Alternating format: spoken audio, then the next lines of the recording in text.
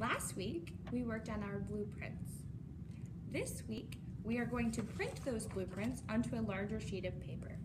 Blueprints, if you remember, are our plan as architects so that we can show our builders exactly what we want to build.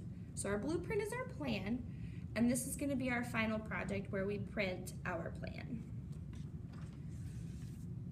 Your plan could either be horizontal, like this, where it's wide, because your building is wider than it is tall, or it could be the tall ways, because your building is taller than it is wide. So like maybe a regular house versus a skyscraper or a hotel or something that would be taller.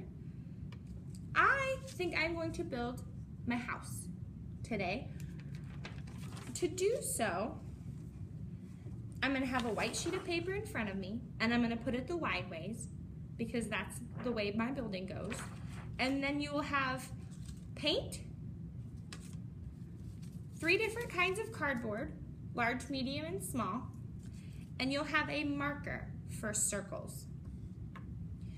When you start, you probably want to start with your largest piece of cardboard so that you can make the longest lines that you need to make.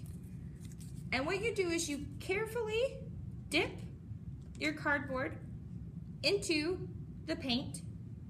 You don't want to scoop and you don't want to push it around. You just carefully want to dip it in, and then you're going to come over to your piece of paper and you want to fill the page.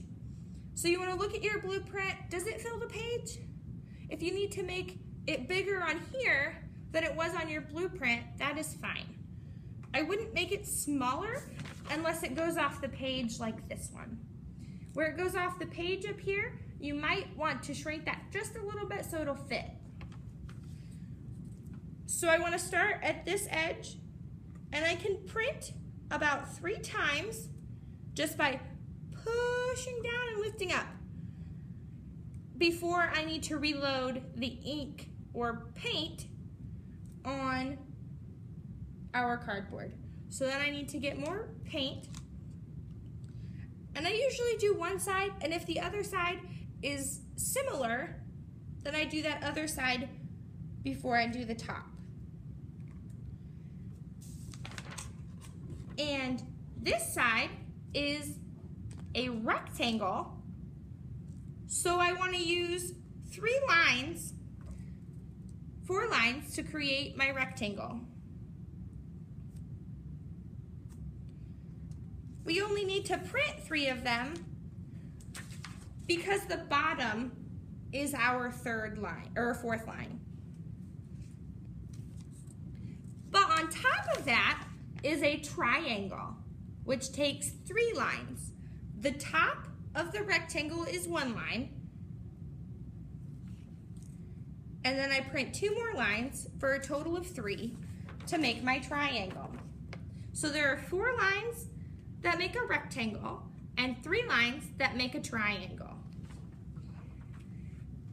If this section of my house needed a door, I might use the large one to make the door itself, but then this is much longer than this will be across. So maybe I need to switch to my medium-sized one or my small one. And it's still just a matter of carefully dipping and then carefully printing without smudging or pushing your cardboard, just carefully and solidly printing. But I said I wanted to use the whole paper, so this can't be just my building. I have to add more. And maybe it comes this way. 3 solid prints and then redip, and then comes down this way. And if you notice, you'll have 4 lines, including the edge of the paper, for your rectangle. And this triangle is going to be a little less tall, a little more fat, but it's still a triangle with 3 lines. Maybe I want to make a window that is a hexagon. So I start with a line here, curve my line that way and this way. I need more paint, and then curve my line this way, straight. And it takes 6 lines to make a hexagon, just like this. If you need help with that, or would like to make a window like that, you can ask for help and I can help you. The tools that you have, when you're finished using them and you need to switch tools, you need to lay them carefully along the outside edge of your paper plate so that they're not laying inside of the ink, so that the part that you hold on to doesn't get black and messy.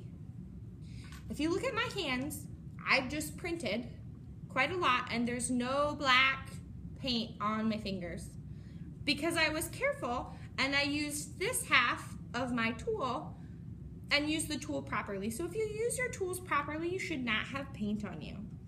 We need to make sure that we're careful so that other students can use them without getting messy. If you use your circle, you carefully dip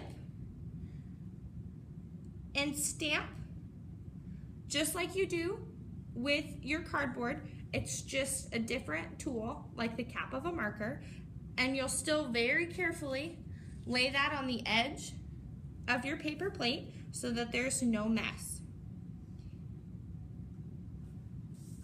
When you're finished, it should look something like this. It should have your name on it and it should go into the drying rack. If you have any questions, raise your hand and I'll be around to help you.